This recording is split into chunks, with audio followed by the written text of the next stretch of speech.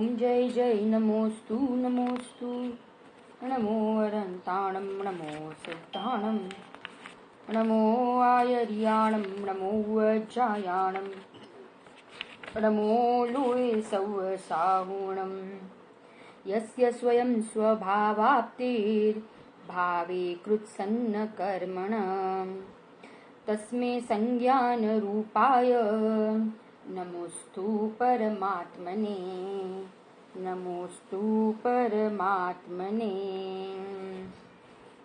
इष्टोपदेश ग्रंथ आचार्य पूज्यपाद स्वामी द्वारा रचित। हम यहाँ पे आशाधर जी द्वारा, पंडित जी द्वारा रचित हम संस्कृत टीका भी देख रहे हैं। हमने कल तक श्लोक नंबर 8 देखा था और श्लोक नंबर 8 में कहा था कि ये शरीर, घर, धन, स्त्री, पुत्र, मित्र, शत्रु, ये सब जो है वो मेरे से भिन्न स्वभाव वाले हैं। कैसे स्वभाव वाले? भिन्न स्वभाव वाले हैं, क्योंकि मैं चैतन्य स्वभाव वाला हूं और ये जो है इनके द्रव्य, क्षेत्र, काल, भाव मेरे से कैसे है? भिन्न है। मूढ़ जीव ही होगा कि जो ये इन पदार्थों को, इन संयोगों को अपना मानता है। ज्ञानी इनको अपना नहीं मानता है, क्योंकि ज्ञानी को पता है कि ये सारे परद्रव्य मेरे द्रव्य, क्षेत्र, काल, भाव से भिन्न है।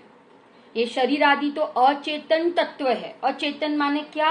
अचेतन माने कि इनमें ज्ञान नहीं है, ये जानते नहीं है, इसलिए ज्ञानी तो इनको कभी अपना मानते नहीं है। फिर कहा था ना, व्यवहार नहीं से बताया था कि व्यवहार नहीं इन सबको अपना कहता है, परंतु ये अपने हुए नहीं है। व्यवहार नहीं इन सबको अपना कहता है, परंतु ये अपने हुए नहीं है। ऐसे यहाँ पे कह रहे हैं कि ये परद्रव्य को अपना कहना अलग बात और अभिप्राय में अपना मानना अलग बात। कहने में मिथ्यात्व का दोष नहीं लगता, परंतु अपना मानने में मिथ्यात्व का दोष लगता है। अब इसी चीज को समझाने के लिए आचार्य ने 9वें नंबर के श्लोक में एक दृष्टांत के द्वारा समझाया। पहले हम 9वें नंबर का श्लोक पढ़ते हैं। यहाँ से मैं बोलती हूँ। एक बात आती है कि जो संयोग और पर्यायों में मोहित है, जो संयोग और पर्यायों में मोहित है, उसे आत्मा प्राप्त नहीं हो सकता। क्या कहा? फिर से, जो संयोग और पर्यायों में मोहित है उसे 3 काल में आत्मा प्राप्त नहीं हो सकता। माने आत्मा प्राप्त करने के लिए उसे आत्मा की दृष्टि होगी तो नियम से आत्मा की प्राप्ति होगी। श्लोक नंबर 9, दिग्देशेभ्य खगा एत्य संवसन्ति नगे नगे स्वस्व कार्य वशाध्यांति देशे दिक्षु प्रगे प्रगे। अन्वयार्थ, या पक्षियों का दृष्टांत दिया है। पक्षियों का दृष्टांत से अज्ञानी की दशा समझाई है कि पक्षियों पूर्वादि माने सारी दिशाएं, पूर्व, पश्चिम, दक्षिण, उत्तर, है ना, पूर्वादि दिशाओं थी अने अंग बंग आदि देशों थी। माने ये अंग बंग सारे देश कैसे नाम बता दिए। देशों से आदि ने वृक्ष ऊपर निवास करे छे। क्या कहा? पक्षियों का दृष्टांत दिया कि ये जो सारे पक्षियां है ये सब अलग अलग दिशा से आते हैं, अलग अलग देश से आते हैं। रात को सारे पेड़ के ऊपर बैठ जाते हैं और प्रातः काल होते ही, माने सुबह होते ही सारे के सारे अपना पोतपोताना कार्यवशात जुदा जुदा देशों तथा दिशाओं में चाल्या जाए छे। माने बस एक रात भर वे लोग सब साथ में थे, परंतु जो भी पेड़ पे थे ना, उस वृक्ष के ऊपर थे पक्षियां, वे सारे अलग अलग दिशा और अलग अलग देशों से आए थे।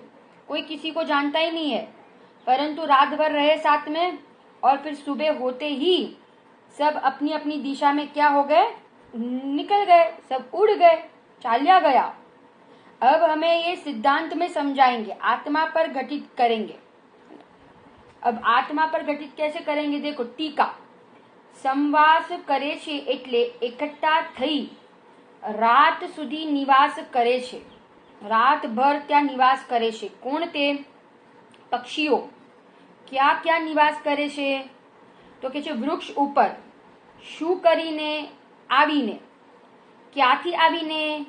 દિશાઓ અને દેશોથી। દિશાઓ અને દેશોથી આવીને।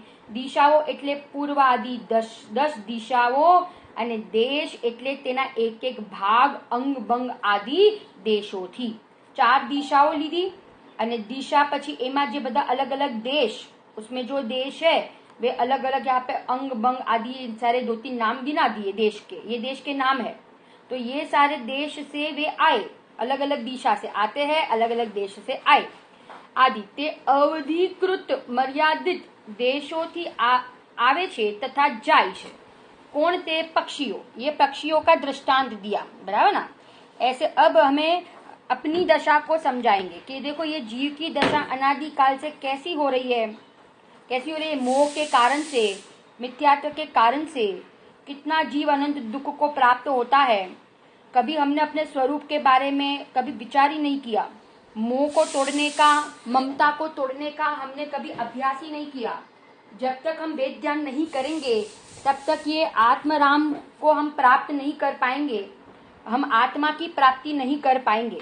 हम ज्ञानियों को याद करें, क्योंकि हमें भी उन जैसा बनना है, हमें मुनि जैसा बनना है, हमें सम्यक दृष्टि बनना है, हमें सिद्ध दशा की प्राप्ति करना है। तो हम उनकी दशा का विचार करें कि वे जीव इतने सहयोग के बीच में रहकर भी कितने अलिप्त रहते हैं, और अपन तो थोड़े से सहयोग के बीच में भी कितनी एकता, कितनी ममत्व बुद्धि कर बैठते हैं। ये मेरे, ये मेरे अधीन है, मैं इनके अधीन हूँ। माने कितनी पराधीनता वृत्ति अनादि काल से इस जीव को हो रही है कि नहीं। तत्व की सूक्ष्मता से हमने उसकी विचारणा ही नहीं की, उपयोग का कभी उपयोग को हमने एकाग्र ही नहीं किया। शास्त्र अभ्यास तो किया, परंतु शास्त्र अभ्यास होने के बाद हमने तत्व संबंधी का विचार चिंतन जो चलना चाहिए कि ये सारे संयोग भिन्न है, इनके द्रव्य क्षेत्र काल भाव भिन्न है, और मैं तो एक जानने देखने वाला तत्व। कौन किसका है विचार करो, कौन किसका? कोई किसी का नहीं है। एक क्षण में सारे संयोग छूट जाते हैं और अपन अभिमान करते हैं इन संयोगों का, ये मेरे है, ये मेरे सुनते हैं ना। एक जरा सी प्रतिकूलता आ जाएगी तो कोई किसी का नहीं सुनता है। विचार करो, ये सब स्वार्थ के हैं, सब अपने अपने राग का पोषण करते हैं। राग टूट जाता है तो कोई किसी का नहीं है। यहाँ पे पूरा संसार स्वार्थमय लगे। बड़े पंडित जी कहते हैं पूरा संसार स्वार्थमय लगे, तब जाके इस जीव को अपने आत्मा की क्या होती है? दृष्टि होती है। अंतर्मुखी होने का पुरुषार्थ करे। ये काम पहले प्रथम ये काम होना चाहिए। अब देखो यहाँ कहा पक्षियों का दृष्टांत देकर अब आत्मा को समझाएंगे। अब ये पहले तो यहाँ पे एक नियम कह रहे हैं कि दिशाओं तथा देशों અને દિશાઓમાં અર્થાત દિશાઓ અને દેશોમાં પ્રાપ્ત કરેલા સ્થાનથી તેમનો જવાનો નિયમ ઉલટો છે એવો નિર્દેશ છે। એટલે શું? એટલે જ્યાંથી આવ્યા છે, जहाँ से वे आए हैं वही उसी दिशा और उसी देश में जाए, ऐसा नियम नहीं है। ख्याल आ रहा है आप लोग को? माने उसी जगह पे वे जाए, उसी दिशा में जाए, ऐसा थोड़ी नियम है। जहाँ से आए हैं वही जाएंगे ऐसा नहीं है, वे तो कई दूसरी जगह उड़ जाएंगे। तो यहाँ कह रहे अर्थात जवाना नियमोનો અભાવ છે એવો અર્થ છે। જે દિશાઓથી આવ્યા તે દિશામાં જાય અને જે દેશથી આવ્યા તે જ દેશમાં જાય એવો નિયમ નથી। તો કેમ છે કે જ્યાં ત્યાં ઈચ્છા અનુસાર તેવો જાય છે। જ્યાં એમની ઈચ્છા હોય ત્યાં ઉડી જાય છે। जो बदा आने पाचा बदा अलग। देखो 4 बात बताती हूँ मैं, 4 बात। पक्षी के दृष्टांत में 4 बात, 4 पॉइंट्स लिखना आप लोग। सब एक साथ नहीं आते, पहला पॉइंट। सब एक साथ नहीं आते हैं, बराबर, आगे पीछे आते हैं। दूसरा पॉइंट, सारे एक साथ नहीं जाते हैं, सारे एक साथ भी नहीं जाते हैं, आगे पीछे जाते हैं। ये दूसरा पॉइंट। तीसरा, एक ही जगह से नहीं आते हैं, सब थोड़ी पक्षी एक ही जगह से आएंगे, सब अलग अलग दिशा से आते हैं ना, तो सब एक जगह से नहीं आते, तीसरा पॉइंट। और चौथा पॉइंट, और एक ही जगह पर नहीं जाते, सारे के सारे एक जगह पे नहीं जाते, सब अलग अलग जगह पे जाते हैं, एक जगह पे नहीं जाते, सब अलग अलग जगह पे जाते हैं। 4 पॉइंट बताया। क्या बताया 4 पॉइंट? सब एक साथ नहीं आते, आगे पीछे आते हैं, एक साथ नहीं जाते, है ना, एक ही जगह से नहीं आते, और एक जगह पर नहीं जाते। सेम दशा संसारी जीवों की है, अलग अलग अपन सब। अभी देखो ये फैमिली है, ये कुटुंबी लोग है, सब जो भी है वो, है ना, तो ये 10 लोग है, 12 लोग है, जो भी है अपने कुटुंब में, तो ये सब एक साथ तो नहीं आए थे, सब एक साथ तो नहीं जन्मे थे, सब आगे पीछे जन्मे थे ना। फिर सब एक साथ जाएंगे तो कहते नहीं, सब आगे पीछे जाएंगे, है ना, जाना तो है ही, क्योंकि संयोग का नियम से क्या होता है, वियोग होता है ना, ये तो एक नियम है।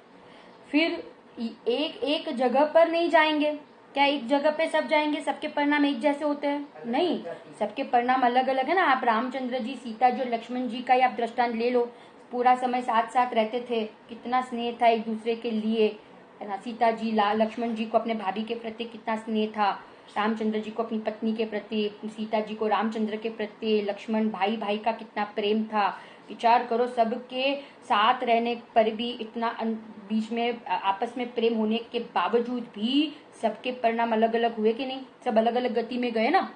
सीता जी गए स्वर्ग में, रामचंद्र जी गए मोक्ष में, और लक्ष्मण जी गए नरक में।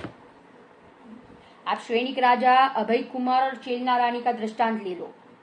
अभय कुमार गए स्वर्ग में, श्रेणिक राजा गए नरक में, चेलना रानी गए स्वर्ग में।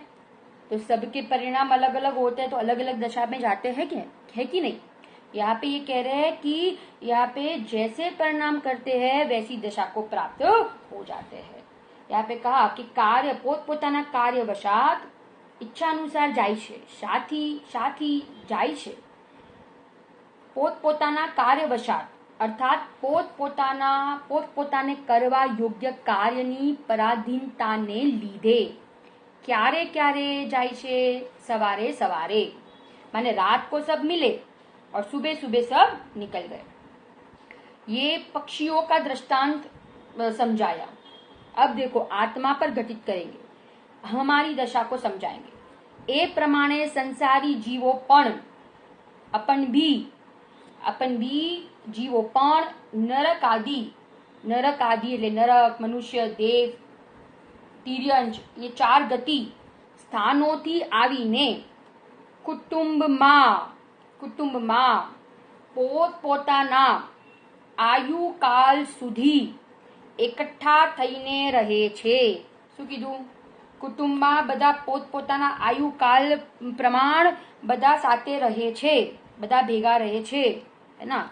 इसलिए तो पंडित बाबूजी युगल जी ने लिखा है ना जय माला में देवशास्त्र गुरु की, झूठे जग के सपने सारे, झूठी मन की सब आशाएं, तन जीवन यौवन अस्थिर है, क्षण भंगुर पल में मुरझाए।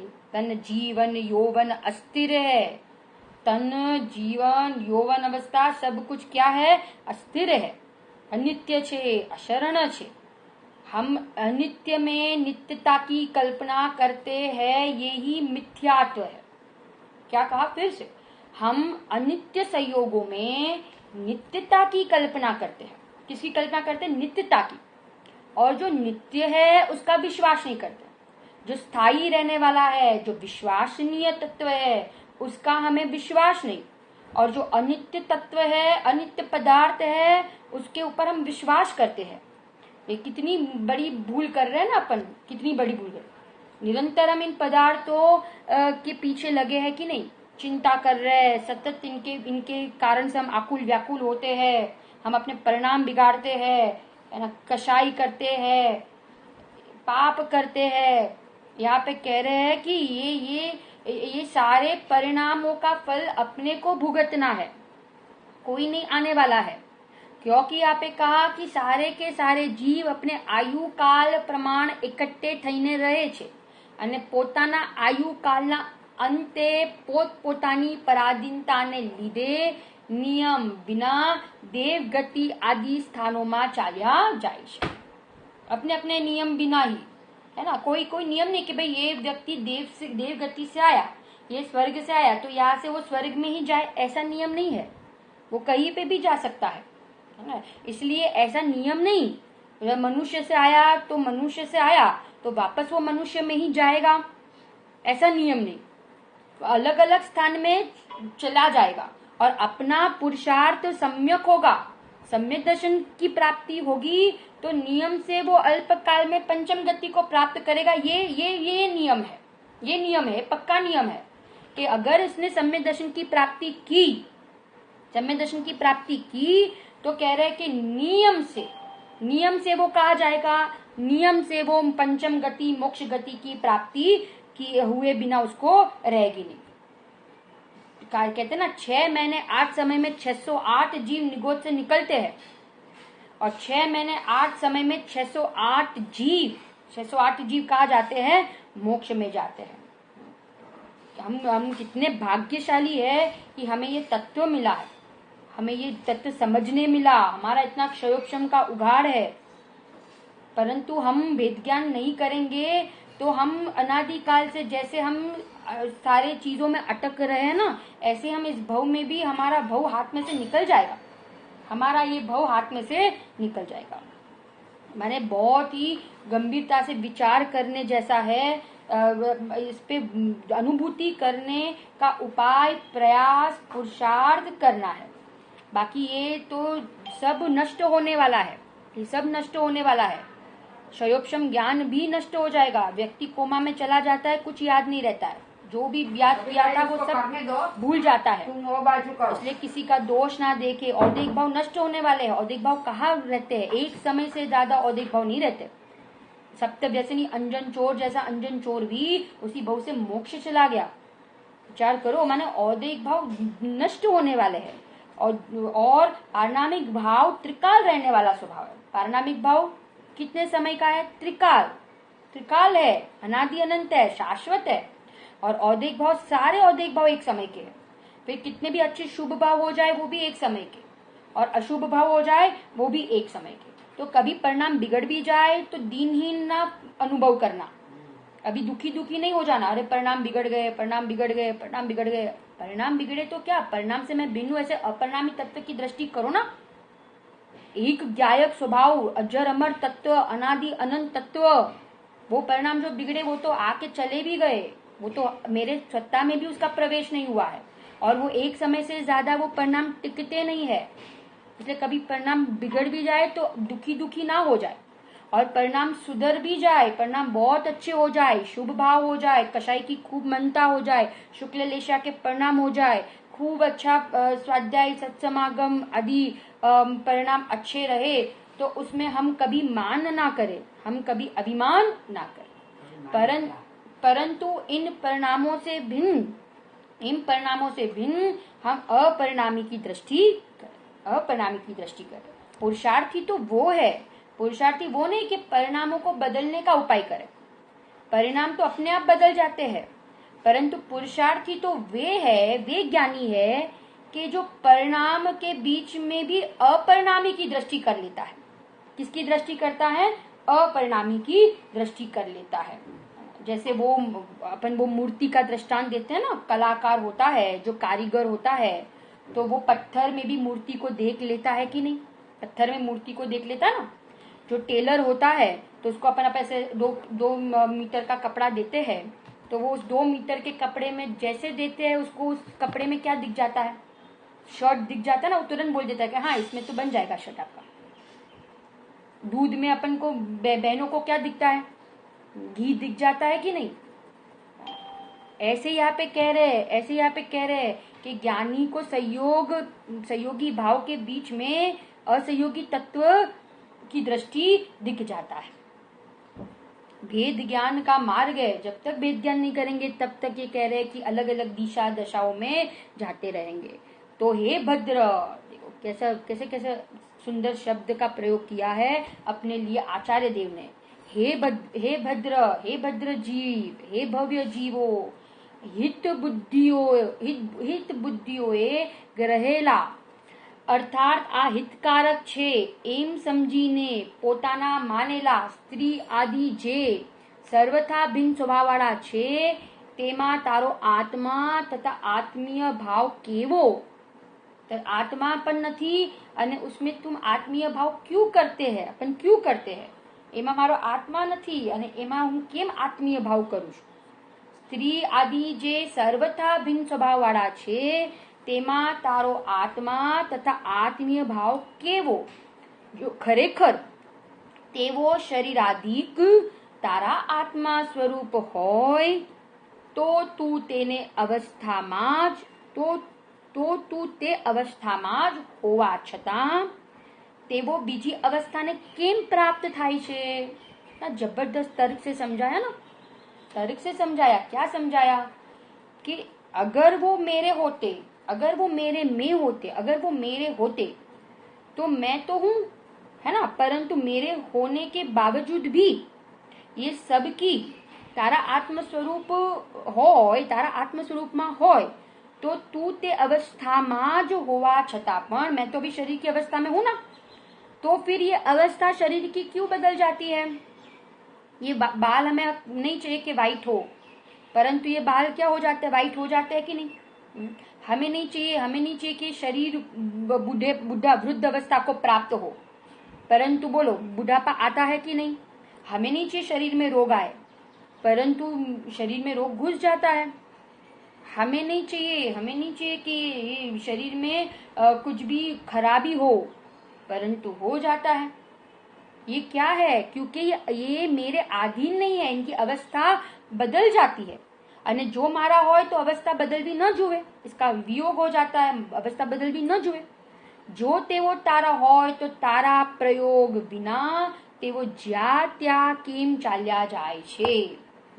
जो ये सहयोग मारा होय तो मारा तारा प्रयोग बिना माने मेरे प्रयोग के बिना, मेरे इच्छा के बिना, प्रयोग माने इच्छा, मेरे इच्छा के बिना वो कहीं कहीं क्यों चले जाते हैं, कहीं वही क्यों चले जाते हैं, है ना, जहां तक क्यों चले जाते हैं। अपन को नहीं चाहिए कि अपने कुटुंबी जन कहीं चले जाए, कहीं किसका वियोग हो जाए, ये पदार्थ का ऐसा परिणमन हो जाए, परंतु हो जाता है। अभी थोड़े दिन पहले बालकेश्वर एरिया, बॉम्बे का जो बालकेश्वर एरिया है ना, हमारे बहुत अच्छे रिलेशन साधर्मी अपने राजकोट रहते हैं, राजकोट जनरल स्टोर वाले जो है उनका यहाँ पे बंगला भी है देवलाली में। तो उनकी लड़की बालकेश्वर में रहते हैं, ससुराल उनका बालकेश्वर में है। बोलो रात को इतना बड़ा घर, माने 5 या 6 बेडरूम का घर, इतना बड़ा घर होगा, और रात को एसी में शॉक सर्किट हुआ तो पूरा घर जल गया। सारे लोग, माने उनके घर में 10-12 लोग थे तो सब नीचे उतरे, परंतु पूरा घर, माने आप देखो तो लिटरली वो आग पूरी बाहर तक आ गई थी, पूरा घर जल गया। माने उनके कपड़े तक भी नहीं बचे, कपड़े तक भी, दागीने, जो भी चेक्स, पासबुक्स, पैसे, दागीने, कपड़े, बर्तन, A to Z फर्नीचर, पूरा घर जल गया। माने उनको कहीं और रहना पड़ रहा है, और दूसरा कि उनके पास कपड़े नहीं थे तो वो दूसरे दिन दुकान में जाके 4 जोड़ी कपड़े लेके आ गए। माने विचार करो हम किन संयोगों के पीछे दौड़ रहे हैं कि जिन संयोगों का एक समय के लिए का भी भरोसा नहीं है। बस वो रात को इतना बस शॉर्ट सर्किट हुआ एसी में, और उस शॉर्ट सर्किट से तो पूरा घर जल गया। माने एक संयोग का कोई भरोसा नहीं है, कब इसकी अवस्था कब बदल जाए कुछ पता नहीं। इसलिए कहते ना गुरुदेव, बिजली ना जबकारे दोरो पोर भी लो, अपना काम कर लो, न तो ये संसार की अवस्था ऐसी है, ये दशा ही ऐसी है, ये उदयोग की दशा ही ऐसी है, ये विचित्र है। यहाँ पे देखो क्या कहते हैं, यहाँ कह रहे हैं कि तारा आत्म स्वरूप में होय तो ए तारा प्रयोग बिना तेवो ज्या त्या केम चाल्या जाय छे। माटे मोह जनित आवे આવેશને હટાવીને જેમ વસ્તુ સ્વરૂપ છે તેમ જો એમ દ્રષ્ટાંતમાં સમજાવવામાં યોગ્ય છે, સમજવા યોગ્ય છે. મોહજનિત આવેશને હટાવીને, મોહને હટાવીને વસ્તુ સ્વરૂપ જેવું છે ને એવું આપણે સમજી લેવું જોઈએ. वस्तु स्वरूप जैसा है वैसा हम समझ ले. मोह को नाश कर दे. मोह का क्या कर दे? नाश कर दे. पर द्रव्य मेरे दुख सुख का कारण नहीं है. हम पर द्रव्य के निमित्त से हम क्यों आर्त ध्यान रौद्र ध्यान करें? हम क्यों अपने परिणाम बगाड़े? हमारा मिथ्यात्व दुख का कारण है. हमें आत्मबल बढ़ाना है क्योंकि हम आत्मा है. हम आत्मा के अलावा और कुछ नहीं है. ज्ञानी को निरंतर ज्ञान का अभ्यास होता है. हर प्रसंग में मस्त रहते हैं, अपनी मस्ती में प्रसन्न रहते हैं, क्योंकि उनको कोई लेना देना नहीं है. संयोग में कोई भी अवस्था हो, उनको सारा निर्णय बराबर है कि ये संयोग का जो संयोग है, ये संयोग मेरे अधीन नहीं है. उसका परिणमन कैसा है? भिन्न है. देखो 3 बात. शरीर की जो चेष्टाएं होती है ना, शरीर की चेष्टाएं है वो जड़ की क्रिया है. शरीर की चेष्टाएं है वो जड़ की क्रिया है. मोह राग द्वेष के परिणाम है वो विभाव की क्रिया है. और जो जानने की क्रिया है वो मेरी ज्ञान क्रिया है. मैं उस ज्ञान क्रिया का करता हूं. मैं किसका करता हूं? मैं ज्ञान क्रिया का करता हूं. सच्चा धर्म तो तब प्रारंभ होगा कि जब ये ज्ञान क्रिया का अनुभव होगा. ज्ञान क्रिया का अनुभव कि मैं जानने के अलावा कुछ कर सकता नहीं. ये दृष्टांत से समझाया कि जेबू वस्तुનું સ્વરૂપ છે એવું શું કરવું જોઈએ. આ તત્વ જ્ઞાન हमें कितना काम आता है. देखो ये तत्व ज्ञान भले भी सम्यक दर्शन कदाचित न भी हुआ हो तो भी हमारे पास ये सिद्धांत हमने समझे है, ये तत्व ज्ञान समझा है. हमें पता है कि एक द्रव्य दूसरे द्रव्य का कुछ नहीं कर सकता है. सारी पर्याय क्रमबद्ध है, क्रमशर हो रही है. मैं इसका करता नहीं, मैं जानने वाला हूँ. तो हम उदयों के बीच में भी हम कितनी शांति रख सकते हैं कि नहीं. भले थोड़े समय के लिए थोड़े परिणाम ऊपर नीचे हो जाते हैं, परंतु तुरंत हम वापस बोलो. जैसे जिसके पास तत्व ना हो उसके परिणाम आप देखो, और जिसके पास तत्व ज्ञान है उसके परिणाम देखो. दोनों के परिणामों में जमीन आसमान का अंतर दिखेगा. जमीन आसमान का. उसका तीव्र मोह होगा और इसका मोह मंद हुआ है, क्योंकि इसने ये तत्व को समझा है. इसने ये सारा भेद ज्ञान के स्वरूप को समझा है. सब समझा है कि स्व अलग है, पर अलग है. 7 तत्व का स्वरूप समझा है, 6 द्रव्य का स्वरूप समझा है, 4 अभाव का स्वरूप समझा है, 5 भाव का स्वरूप समझा है. तो ये तत्व ज्ञान हमें कितने बुरे कर्मों से बचा देता है. निद्धति और निकाचित कर्मों से बचाता है अपने को ये तत्व ज्ञान. निद्धति निकाचित ऐसे कर्म है कि जैसे तीव्र मिथ्या दृष्टि मोही जीव तीव्र कषाय में इतने परिणाम बिगाड़ता है कि ऐसे कर्म बनते हैं कि जिसको भुगतना ही पड़ता है. उसका संक्रमण, उत्कर्षण, अपकर्षण कुछ नहीं हो सकता. इसलिए कहते हैं ना कि परिणामों की संभाल रखनी चाहिए. अब देखो भावार्थ. જેવી રીતે પક્ષીઓ જુદી જુદી દિશાએ અને દેશોથી આવી રાત્રે વૃક્ષ ઉપર એકઠા નિવાસ કરે છે. ક્યાં નિવાસ કરે છે? વૃક્ષ ઉપર. અને સવારના પોતપોતાના કાર્ય અંગે ઈચ્છા અનુસાર કોઈ દેશ या દિશાઓમાં ઉડી જાય છે. अलग अलग दिशा में दशा में उड़ जाते हैं. अब यहाँ पे क्या कहा? तेवी रीते संसारी जीवो नरक गति आदि स्थानोથી આવી એક કુટુંબમાં જન્મ લે. અને આવે છે ને કાર્તિક અનુપ્રેક્ષામાં 18 નાતો की कथा थी. 18 संबंध. અને એક જ વ્યક્તિએ એક જ ભાવમાં 18 એક જ વ્યક્તિ સાથે 18 संबंध કર્યા. एक व्यक्ति दूसरे व्यक्ति के साथ उसी भाव में 18 संबंध, पतिना पुत्रना બધા 18 प्रकारना संबंध ત્યાં ગણાવ્યા છે कार्तिक अनुप्रेक्षा. 12 भावना का जिसमें वर्णन है ना उसमें. तो कह रहे कि देखो ऐसा यहाँ पे कह रहे कि જેમ પક્ષીઓ દિશાઓ દેશોમાંથી આવે છે તે દિશા અને દેશો अब સંસારી જીવો નરક આદિ ગતિ સ્થાનોમાંથી આવી એક જ કુટુંબમાં જન્મ લે છે અને ત્યાં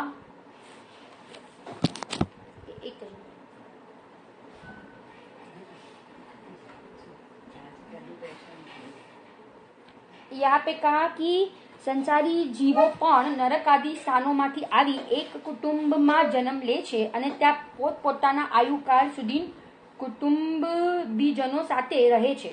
પછી પોતાની આયુ પૂરી થતા તેઓ બધા યોગ્યતા અનુસાર દેવ ગતિ आदि स्थानों में चाल्या जाए છે. आया है परमात्मा प्रकाश में आया है कि देखो अशुभ परिणाम होते ना, अशुभ परिणाम, तो अशुभ परिणाम के फल में जीव नरक और तिर्यंच में जाता है. शुभ परिणाम के फल में संयम आदि के फल में है ना जीव जाता है, व्रत आदि अंगीकार करता है तो उसके फल में जीव जाता है स्वर्ग में. और शुभ और अशुभ ये दोनों मिश्र परिणाम होते हैं ना, तो वो जाता है मनुष्य में. अशुभ परिणाम के फल में जीव जाता है नरक और निगोद. शुभ परिणाम के फल में जीव जाता है स्वर्ग. और मिश्र परिणाम, शुभ और अशुभ परिणाम मिश्र परिणाम के फल में कहा जाता है वो मनुष्य में जाता है. यहाँ पे देखो क्या कहा, आयु काल સુધી કુટુંબીજનો સાથે રહે છે. પછી પોતાની આયુ પૂરી થતા તેઓ પોતપોતાની યોગ્યતા અનુસાર દેવગતિ આદિ સ્થાનોમાં ચાલ્યા જાય છે. જેમ પક્ષીઓ જે દિશાઓથી અને દેશોમાંથી આવે છે તે જ દિશા દેશોમાં પાછા ચાલ્યા જાય છે એવો કોઈ નિયમ નથી. તેમ સંસારી જીવો પણ આયુ પૂરી થતા જે ગતિમાંથી આવ્યા હતા તે જ ગતિમાં સ્થાનોમાં ફરી જાય એવો કોઈ નિયમ નથી, परंतु પોતાની યોગ્યતા अनुसार नवी नवी गतिમાં જાય છે. माने अलग अलग दशा, अलग अलग देश, अलग अलग गति में, जैसे वो पक्षी अलग अलग दशा અને દિશા અને દેશોમાં ચાલ્યા જાય છે એમ અહીંયા કહે છે કે આ શરીરનો વિયોગ થતા, ये शरीर का वियोग होते ही क्या होता है, ये जीव या आत्मा अन्य अन्य गति में उड़ जाता है. परंतु कहते हैं ना कि कितना रोता है जब किसी का मरण होता है, आयु पूरी होती है, तो कितना अपन आर्त ध्यान करते हैं ना, आर्त ध्यान करते हैं है ना, कितना अपन रोते हैं. तो अपन को भेद ज्ञान करना चाहिए उस समय कि भाई ये ऐसा ही है, संसार का स्वरूप ही ऐसा है, संयोग का तो नियम से वियोग होता है. तो यहाँ पे हम उस समय अपने परिणामों को संभाल पाएंगे, हमारा उपयोग वापस स्वाध्याय में लगेगा, नहीं तो हम वापस विचलित हो जाएंगे, हम अपने परिणाम को बिगाड़ेंगे, है ना. एक बार कहा था ना कि बस 4 समय है, विग्रह गति के 3 समय मैक्सिमम. चौथे समय में तो वो जीव अन्य गति को पहुंच जाता है, अन्य दिशा में पहुंच जाता है. तो इसलिए कह रहे हैं कि अपन बिल्कुल भी कभी भी अपन को ऐसी अवस्था, कभी कोई दशा हो जाए, शरीर में कोई रोग आ जाए, किसका क्या भरोसा है, किसका क्या भरोसा है. तो इसके लिए कह रहे हैं कि हम अपना काम कर ले, ज्यादा में ज्यादा समय हम स्वाध्याय में दें, ज्यादा में ज्यादा समय हम घर गृहस्थी के काम से अपना समय वहां से बचाए और हम ज्यादा में ज्यादा समय किसमें दें, स्वाध्याय. देखो अभी तो अपना कितना पुण्य का उदय है ना, कितना अच्छा समय हमें मिला है स्वाध्याय का, कितना ये अच्छा समय आया है. हम उसको अच्छे एंगल से देखें ना कि भाई अभी हमारा अच्छा उदय है कि भाई ये अपने को स्वाध्याय का बराबर हमें समय मिला है, तो हम उसका पूरा लाभ ले. जितना बने हम दिन में जितने घंटे हो सके उतना हम स्वाध्याय करें, हम तत्व निर्णय करें कि हम अपना काम कर ले, ऐसी अंदर से हम भावना भाए, है ना. हर समय हम जागृति रखें, क्योंकि कहते हैं ना जागरूक रहेगा वो बचेगा, और जो जागरूक नहीं रहता है वो जीव संसार में रखड़ता है. कितनी करुणा है ज्ञानियों की, है ना. स्वाध्याय का देखो एक अर्थ यहाँ पे किया है, स्वाश्रय बिना मात्र ग्रंथ का अध्ययन करना वो स्वाध्याय नहीं है, वो तो अध्ययन है. क्या कहा, स्वाध्याय. स्वाध्याय माने खाली शास्त्र को पढ़ना, वो तो अध्ययन है. परंतु स्वाध्याय स्व प्लस अधि प्लस आय, अपने ज्ञान स्वभाव का लाभ लेना, है ना. अपने ज्ञान स्वभाव का लाभ लेना, अपने को ज्ञान स्वभाव का अनुभव हमें होना, उसका नाम क्या है, स्वाध्याय है. माने हम अपने जीवन में प्रमाद, असावधानी, शिथिलता, ये सब से हम बचे. 3 बात बताई, क्या बताई, प्रमाद, असावधानी और शिथिलता, इन सब से हम बचे, कुसंगति से बचे, मानसिक कषायों से बचे, दूर विकल्पों से बचे, जहाँ हमें लगता है हमारा उपयोग खराब होता है, बर्बाद, ऐसी संगति अपन क्यों करें? अपन को समागम ही नहीं करना चाहिए, अपन को दूर रहे, अपन अपना स्वाध्याय करे, अभ्यास करे, तत्व चिंतन में लगे, है ना। अच्छे अच्छे जीवों के साथ हम संगति करें, जो ज्ञानी है, जिन्होंने ये तत्व को प्राप्त कर लिया है, जो अच्छी अच्छी बातें बताते हैं, है ना। जो अपना काम करने में हमें प्रोत्साहन देते हैं, तत्व निर्णय कराने में अपने को जागृति कराते हैं, तो ऐसे जीवों की हम सत्संग संगति करें कि हमें भी क्या हो, हमें भी ऐसा उपाड़ मिले, हमें भी अपने काम करने का एक प्रोत्साहन मिले, निर्णय पक्का करें, हम निर्णय पक्का करें। बहुत निकृष्ट काल है ये पंचम काल, ये हिमराज सर्पिणी काल है, ये बहुत निकृष्ट काल है। माने इसमें तो जीव विषय कषाय में ही लगे हैं ज्यादातर लोग, काम भोग बंधन की कथा ही चलती रहेगी सब जगह पे।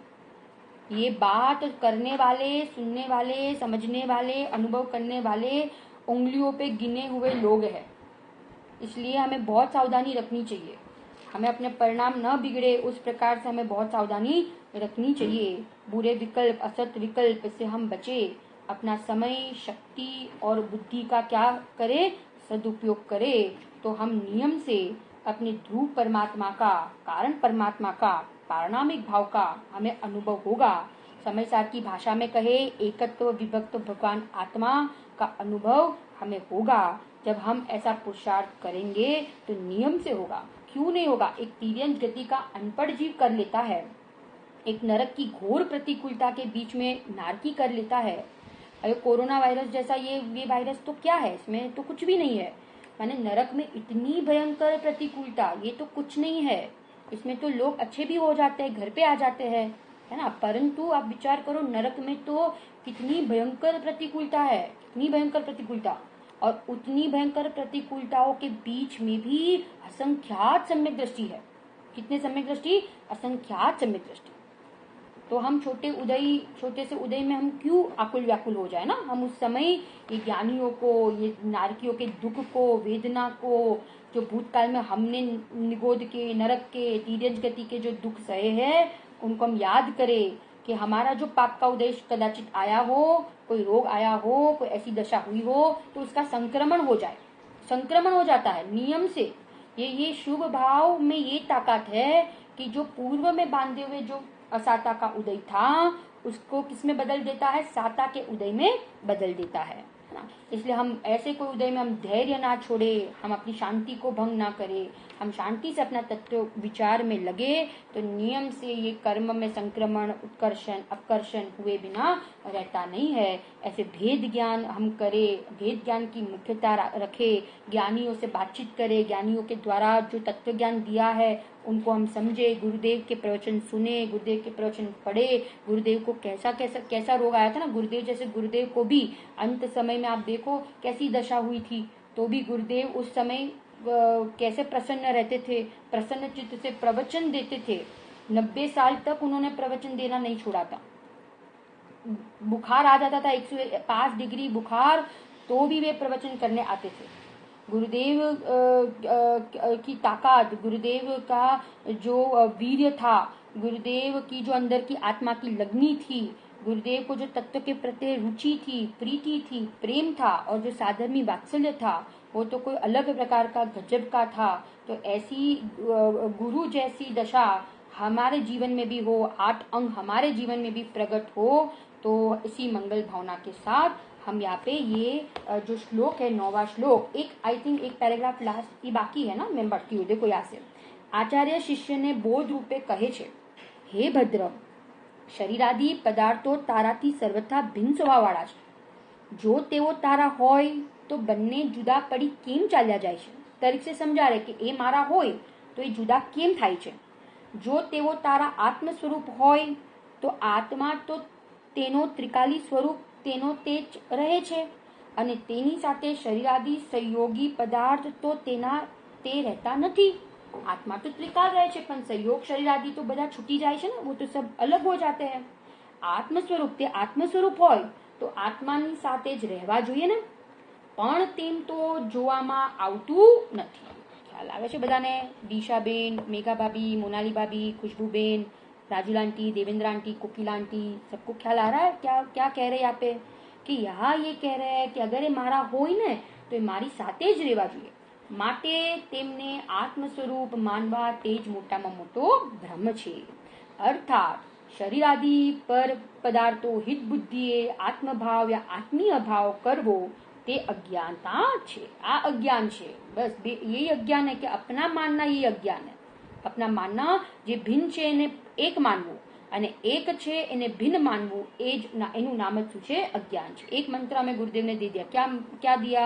कि जो अलग अलग है वो कभी एक नहीं होते और जो एक है वो कभी अलग अलग नहीं होते. गुण और आत्मा, अनंत गुण और आत्मा एक है ना, अभेद है, तो वे अलग नहीं होते हैं. ज्ञान और आत्मा कभी अलग नहीं होते, और जो शरीर और आत्मा है वे अलग अलग है, वे कभी एक होंगे नहीं. ये हमें एक गुरुदेव ने जबरदस्त मंत्र दे दिया. इस मंत्र के ऊपर हम बारंबार विचार करें. आज पूरे दिन में ये मंत्र के ऊपर हम विचार करें. वस्तु स्वरूप समझी आत्म भाव या आत्मीय भावोનો પરિત્યાગ કરવો તે જ શ્રેયકર છે. શ્રેયકર છે. શું કરવો? કે આત્મીય ભાવનો પરિત્યાગ કરી દેવો. વસ્તુનો પરિત્યાગ નહીં કરવો, आत्मीय भावनो परित्याग, अलिप्त रहना, जुदा रहना, भेद ज्ञान करके अलिप्त रहना ही श्रेयस्कर है. यही અહીં પણ સર્વથા સંબંધી આ પૂર્વેની ગાથામાં જેમ કહ્યું છે તેમ સમજવું જોઈએ. અહિત વર્ગ સંબંધમાં પણ એમ દ્રષ્ટાંત આપીશું, અમે દ્રષ્ટાંત આપીશું એમ યોજવું. અર્થાત શત્રુઓ પ્રત્યે આ અમારો શત્રુ છે, અહિત કરતા છે એવો ભાવ અજ્ઞાન જનિત છે, તે दृष्टांत द्वारा आचार्य बतावे छे. अब इसके बाद की जो गाथा है तो ये अपन कल सुबह लेंगे. माने कोई शत्रु के प्रत्ये भी अहित वर्ग संबंध में पण अहित वर्ग, ये ऊपर तो तुम कुटुंबी जन के प्रत्ये कहा ना, जिनके प्रत्ये राग है तो उनके प्रत्ये तो हम मोह छोड़े, परंतु नीचे देखो क्या कहा, जो अहित वर्ग संबंध में जो शत्रु है, अपन ने जो शत्रु माने हैं जिनको, तो उनके प्रत्ये भी हम क्या छोड़ दे? शत्रुता का जो भाव है, द्वेष भाव है, वो छोड़ दे, है ना. ये आ भाव अज्ञान जनित છે તે દ્રષ્ટાંત દ્વારા આચાર્ય બતાવે છે. અમારા અહિત કરતા છે ને અમારા હિત કરતા છે એવો પણ ભાવ આપણે छोड़ी दइए. कल हम इसके बाद का जो श्लोक है 10वां नंबर का श्लोक, ये हम कल सुबह के स्वाध्याय में देखेंगे. निज निधि निज में बताई यह अनंत उपकार है, इसके लिए जिन वाणी माँ को वंदना शत बार है, वंदना शत बार है. बोलो बोलो अंबाला विदेयनाथ सिमंदर भगवान नो जय हो.